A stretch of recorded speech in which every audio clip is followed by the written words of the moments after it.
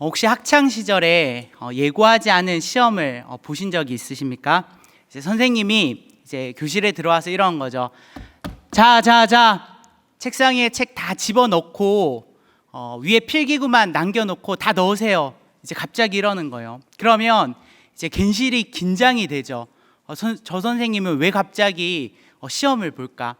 예고되지 않은 시험은 우리로 하여금 이제 준비가 되어 있지 않다 보니까 이제 당황스럽게 하고 좀 어렵게, 마음을 어렵게 하는 시험이었던 걸 기억합니다. 저 학창 시절을 생각해 보면 과거에 어떤 영어 선생님께서 이제 학생들의 수준은 갑자기 평가해야 알 수 있다고 이제 갑자기 영어 단어 시험을 들어와서 봤던 기억이 나요. 그때 마음이 참 불편하고 내가 시험을 잘 볼 수 있을까, 그리고 내가 쓴 답은 맞을까 막 걱정했던 그 기억이 납니다. 우리의 삶 가운데도 우리가 예상하지 못한 때에 갑자기 시험이 찾아옵니다. 마치 선생님이 갑자기 교실에 들어와서 책 다 집어넣으라고 하는 것처럼 우리의 삶 가운데 갑자기 하나님께서 우리의 인생 가운데 시험을 보실 때가 있죠. 하나님께서 왜 갑자기 우리의 삶에 찾아오셔서 시험을 보실까?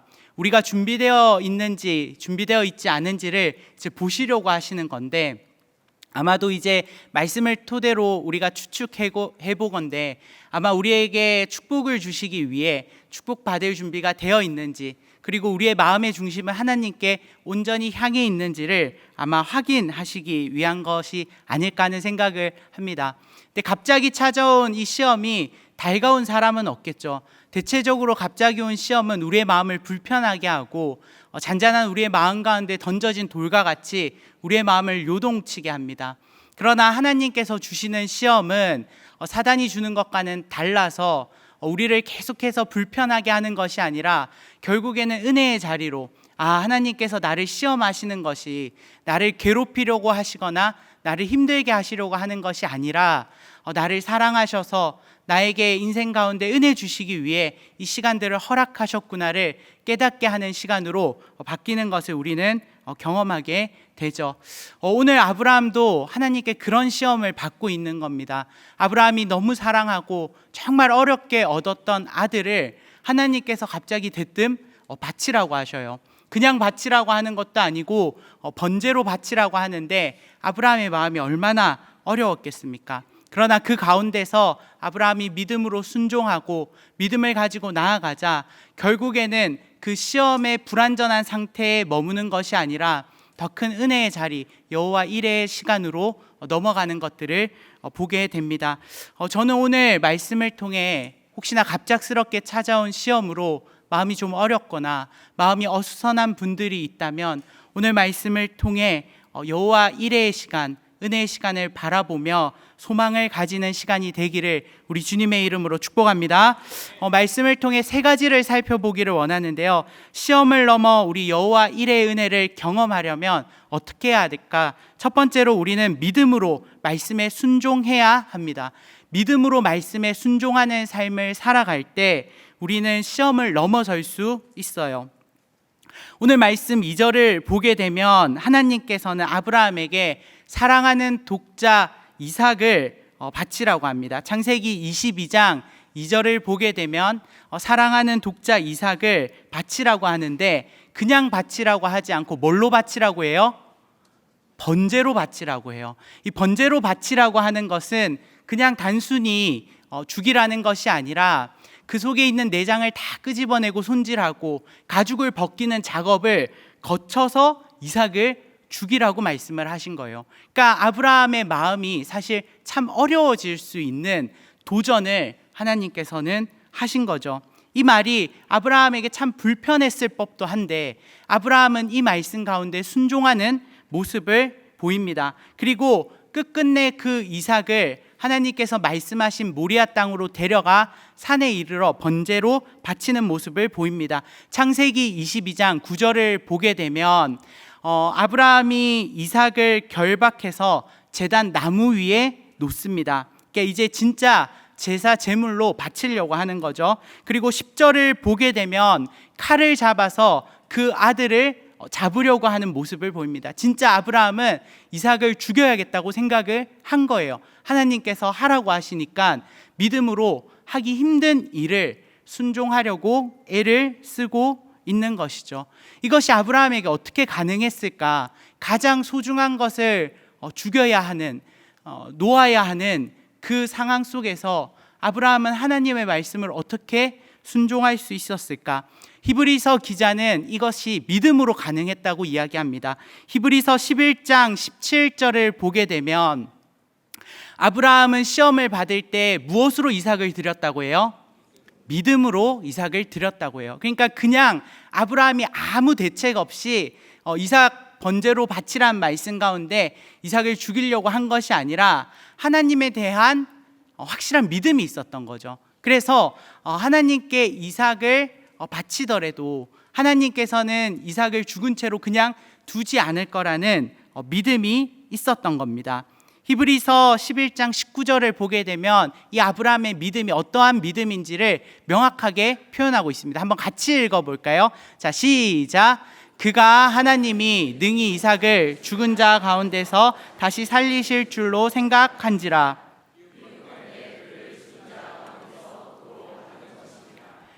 아멘. 아브라함은 이삭을 하나님께서 죽은 자로 두시지 않고 반드시 살려주실 것을 믿는 믿음을 가지고 이삭을 하나님께 바쳐야겠다고 생각을 했던 겁니다. 근데 우리가 이 말씀의 결말을 알잖아요. 하나님께서는 이삭을 죽인 다음에 살리시는 방법으로 역사하실 생각이 아니셨고 죽이려고 하는 아브라함을 멈추려고 하셨습니다. 그러니까 엄밀히 말하면 이 아브라함이 이삭을 죽이려고 할 때 가지고 있었던 믿음은 잘못된 미래를 예측한 믿음이었어요. 그러니까 하나님께서 죽이고 난 뒤에 살릴 거라고 예측했던 그 믿음은 엄밀히 말해 틀린 믿음이었죠. 왜냐하면 하나님께서는 이삭을 죽이려고 하시지 않으셨거든요. 아브라함이 다 죽이려고 마음먹고 칼을 내리치기 직전에 멈추게 하려고 하셨던 거예요. 그러한 불완전한 믿음이었지만 하나님께서는 그 아브라함의 중심을 보시고 믿음을 보시고 시험을 넘어 은혜를 주시는 것들을 보게 됩니다. 아브라함의 믿음은 비록 정확한 하나님의 일들을 예측하는 믿음은 아니었지만, 정확하게 예측하고 지식에 근거한 믿음은 아니었지만 하나님에 대한 전적인 신뢰를 근거한 믿음이었습니다. 그러니까 하나님께서 어떻게든 이삭을 그냥 두지 않으시고 이삭을 잃은 나를 그냥 두지 않으실 거라는 믿음이 있었다는 거죠. 그것이 아브라함의 수준에서, 지식에서 이삭을 다시 살려내시지 않을까 이렇게 생각하는 모습으로 반영이 됐지만, 그것이 틀렸다 했지만 그래도 하나님 앞에서는 큰 문제가 되지 않았던 겁니다. 온전한 믿음이라는 것이 우리는 무언가를 정확하게 예측하는 믿음이 돼야 될 것 같지만 하나님께서는 그 중심을 보셨다는 거예요. 그래서 아브라함의 믿음이 비록 미래를 온전히 예측한 믿음은 아니었지만 하나님을 전적으로 신뢰한 귀한 믿음이었기 때문에 하나님께서는 그것을 귀히 여기신 것들을 보게 됩니다. 여기서 우리는 큰 도전을 얻을 수 있어요. 우리가 삶을 살아가며 우리의 삶 가운데 예측하지 못한 시험이 우리 삶에 찾아올 때 우리는 믿음으로 미래를 보려고 하지만 사실 미래가 잘 안 보일 때가 있습니다. 하여튼 어떻게 하려고 하시지? 하여튼 어떻게, 무슨 생각으로 나에게 이런 어려움을 주실까? 내 삶 가운데 이 어려움이 지나가고 나면 남는 건 있을까? 내 삶이 어떻게 괜찮을까?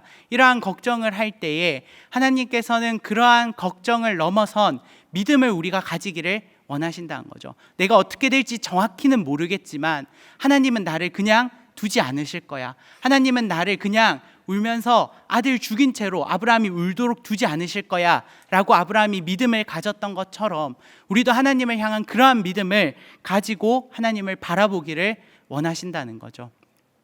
제가 예전에 고등부를 좀 지도를 했던 적이 있는데요. 고등부 아이들을 이렇게 보면 이제 믿음의 부모님을 통해 이제 믿음의 말을 많이 듣는 아이들이 있어요. 어떤 말들이냐면요, 이제 부모님이 자녀를 놓고 이렇게 막 기도를 하는 거예요. 기도를 하다가 뭔가 하나님께서 막 감동을 주시고 은혜를 주시면 이제 자녀한테 이러는 거죠. 내가 기도를 해봤는데 오늘 하나님께서 너에 대한 믿음을 주셨어. 넌 반드시 서울대를 갈 거야. 넌 반드시 좋은 과를 갈 거야. 너 오늘 하나님께 응답 받았어. 확신했어. 이제 이런 기도를 하는 부모님들이 있더라는 거죠. 그래서 이제 이렇게 지도를 하고 있으면 애들이 와서 목사님 저 서울대 갈 것 같아요. 이런 거예요. 왜? 엄마 봤대요. 뭘 봤어? 하나님께서 보여주셨대요. 서울대 앞에 서 있는 저를. 막 이렇게 얘기를 하는 거예요. 그러면 그렇구나. 참 어머니가 기도를 많이 하셨구나. 이제 이러고 넘어가는데, 이제 그 기도가 처음에는 뭔가 이제 잘못된 믿음에 근거한, 잘못된 예측을 근거한 어떤 믿음이다 보니까 저는 의미가 없고 잘못됐다고 생각을 했습니다. 근데 신기하게도 꼭 그 결과대로 그 삶이 이루어지지 않아도, 그러니까 그 친구가 서울대를 가지 않고 흔히 말해 좋은 곳을 가지 않아도 희한하게 보이지 않는 하나님의 손이 그 아이들의 인생을 인도하는 하나님의 손이 있는 것들을 보았어요. 그때 제가 깨달은 게 뭐냐면, 부모님들이 본 게 비록 정확한 미래는 아닐지라도 하나님께서 이 아이와 평생 함께 하신다는 것, 이 아이 인생을 책임지신다는 것을 본 것이구나. 그리고 그것을 믿음으로 말할 때 이 아이의 인생 가운데 하나님 뜻이 이루어지는구나. 이러한 것들을 봤던 기억이 납니다. 우리가 믿음을 가지고 무언가를 예측하려고 하다 보면 내가 가지고 있는 지식, 내가 경험한 그 경험의 바탕을 토대로 우리는 하나님의 일하심을 예측합니다. 그러나 그게 틀릴 때도 있죠. 하나님은 분명 이렇게 하실 것 같아. 이거 아니면 답이 없어 라고 생각하며 내 나름대로 예측한 믿음이 틀릴 때도 있지만, 그 틀린 믿음이어도 내가 전적으로 하나님을 신뢰하고 믿음을 가지고 나아간다면 하나님께서는 그 믿음을 귀히 여기사 우리의 삶 가운데 큰 은혜를 주신다는 거죠. 그것을 믿고 살아가는 우리 성도님들 되시기를 축복합니다. 우리의 믿음이 정확한 지식에 근거한 정확한 믿음이 아닐지라도 하나님을 향한 전적인 신뢰를 가지고 있다면 그 믿음으로 우리는 시험을 넘어설 수 있고 여호와 일의 은혜를 경험할 수 있는 겁니다. 두 번째로 우리가 오늘 말씀을 통해 기억해야 할 것은 하나님이 원하실 때까지 순종해야 한다는 겁니다. 우리가 시험을 넘어 여호와 일의 은혜를 경험하려면 하나님이 원하실 때까지 순종을 하는 것이 중요해요. 오늘 창세기 22장 9절을 보게 되면 아브라함이 모리아 땅으로 갑니다. 창세기 22장 9절을 보게 되면 하나님께서 아브라함에게 일러주신 곳, 그곳이 모리아 땅이거든요. 그곳에 이르게 돼요. 그러니까 아브라함은 말씀을 들을 때부터 마음을 먹고, 하나님의 말씀에 순종하려는 마음을 먹고 즉각 행동을 합니다. 그래서 산에 이르렀는데 하나님께서는 이때 아브라함을 멈추게 하지 않으셔요. 아브라함이 이후에 제단을 쌓고 이제 제사를 드릴 준비를 하거든요. 그때 하나님께서 아브라함을 멈추게 하지 않으셔요. 나무를 버려놓고 그 아들 이삭을 결박하는데 그때도 하나님은 멈추게 하지 않으십니다. 그리고 끝끝내 나무 위에 놓을 때까지도 하나님은 아브라함을 그냥 두세요. 저는 그렇게 생각할 수 있을 것 같아요. 이 정도면 하나님께서 그냥 아브라함에게 어차피 중심을 보려고 한 거잖아요. 진짜 이삭을 죽이려고 한 게 아니잖아요. 그럼 이만하면 됐다. 이제 대충 알겠다. 네 마음 확실히 알겠다. 이러고 멈추게 하실 법도 한데 하나님은 가장 끝자리 칼을 쥐고 그의 아들을 죽이려고 할 때 그를 멈추게 합니다. 창세기 22장 10절을 보게 되면 손을 내밀어 칼을 잡고 그 아들을 잡으려고 할 때 그때 누가 등장해요? 12절을 보게 되면 사자가 등장합니다. 여호와의 사자가 등장해서 멈추게 하죠. 우리 같이 한번 말씀 읽어볼까요? 12절 시작.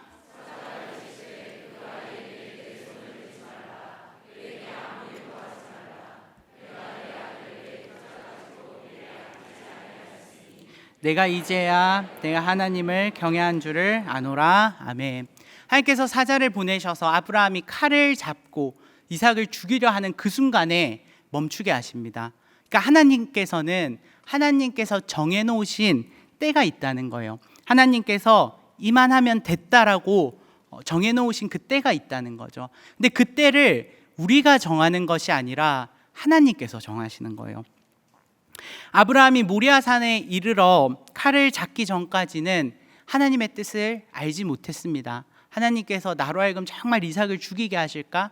이삭을 죽여서 아프고 울고 있을 때 나를 회복시키실까? 어떠한 것도 보이지 않았죠.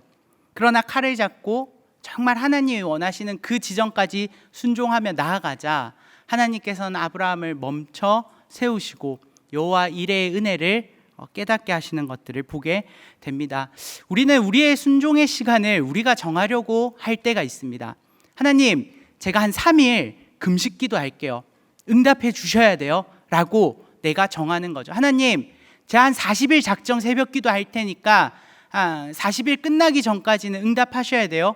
이렇게 우리가 하나님께 응답해 주실 시간을 정할 때가 있습니다.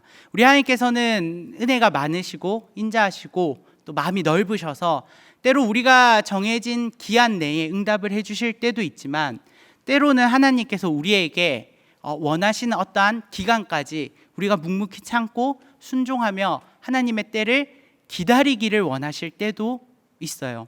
우리는 정한 기한, 요 정도 했으면 하나님 이제 응답하셔야죠, 이 정도 내가 하나님 앞에 순종했으면 은혜 주셔야죠 하는 기한이 있지만, 하나님께서는 때로는 그거 너가 정할 거 아니다, 내가 정할 거니까 너는 기다려라 라고 하시면서 우리에게 순종을 요구하실 때가 있는 겁니다. 곰곰이 생각해 보면 이게 맞아요. 보세요, 시험을 치는 사람이 커트라인을 정할 수 있나요? 사실 우리가 삶을 살아가면 그런 경우는 잘 없죠.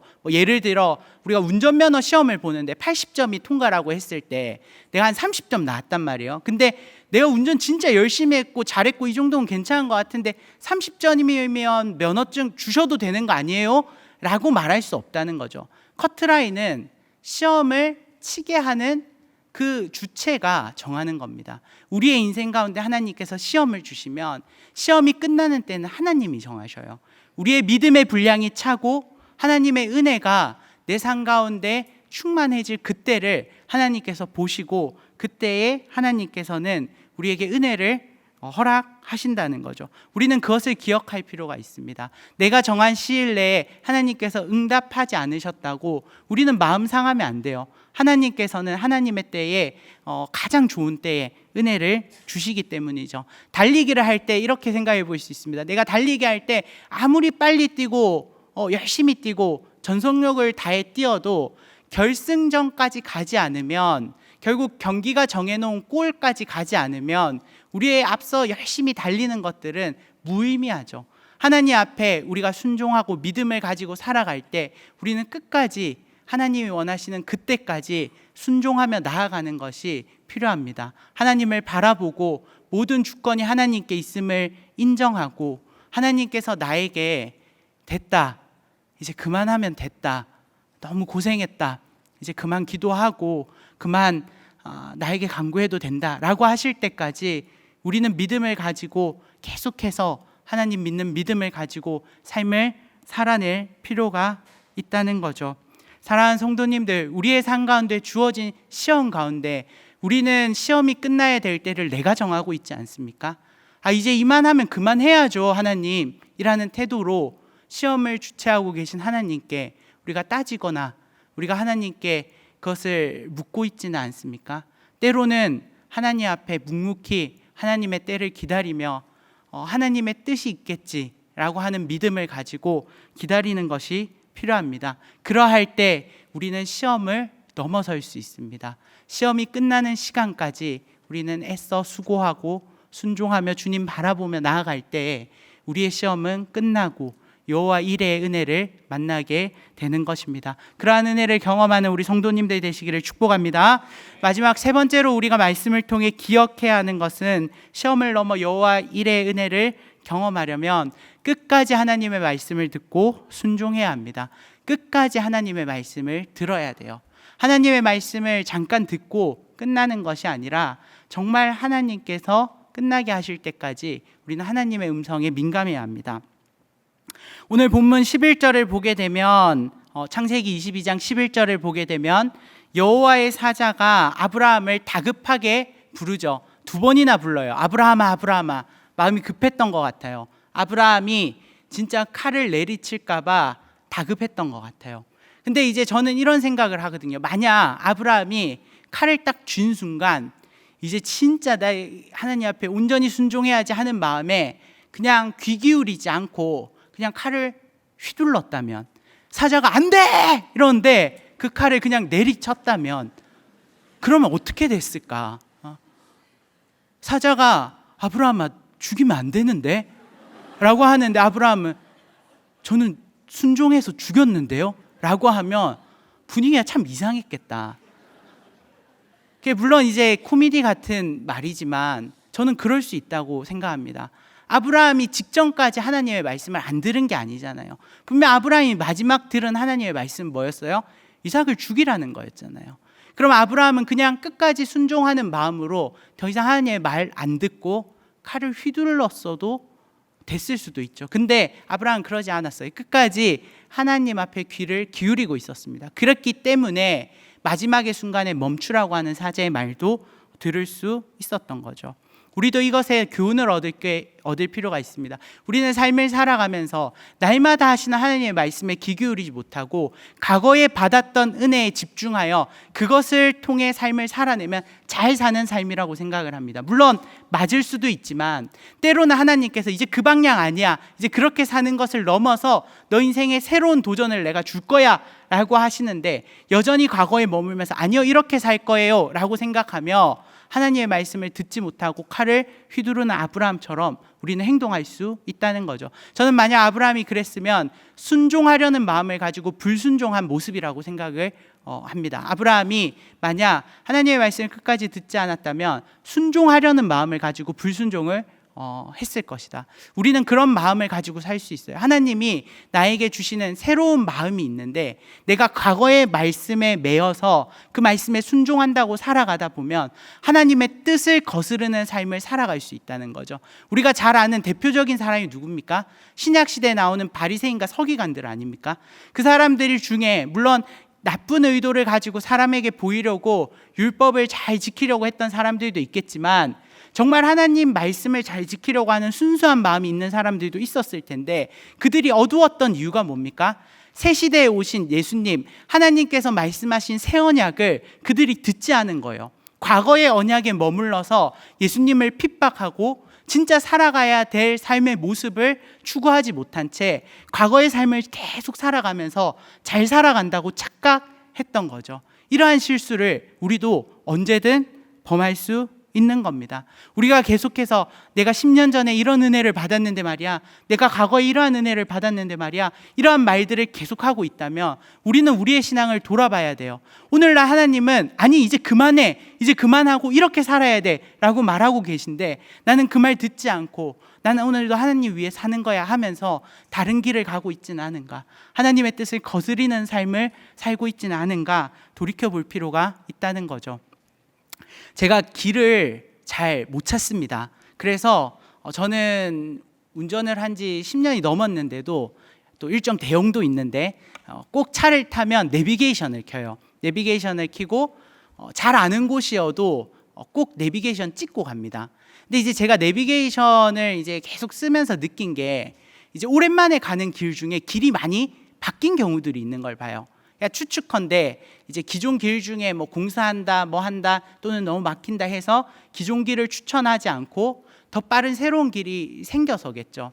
근데 내비게이션을 그렇게 제때 업데이트하고 가지 않으면 예전의 기억을 따라 길을 가면 길을 굉장히 헤매고 돌아가고 오래 걸리는 것들을 보게 됩니다. 그래서 항상 내비게이션 업데이트는 빨리빨리 해요. 그래야 삶을 돌아가지 않고 길을 돌아가지 않거든요. 근데 인생도 동일해요. 하나님께서 주시는 인생의 지혜와 메시지가 있거든요. 그때 살아계신 하나님께서 내 인생 가운데 주시는 살아있는 메시지가 있거든요. 근데 그것을 내가 민감하게 반응하지 않고 하나님의 말씀을 날마다 듣지 않으면 인생길 헤매면서 고생하면서 잘못된 길로 갈 수 있는 것이죠. 요한복음 8장 47절은 이렇게 말합니다. 우리 같이 한번 말씀을 볼까요? 한번 같이 읽어봅시다. 자, 시작.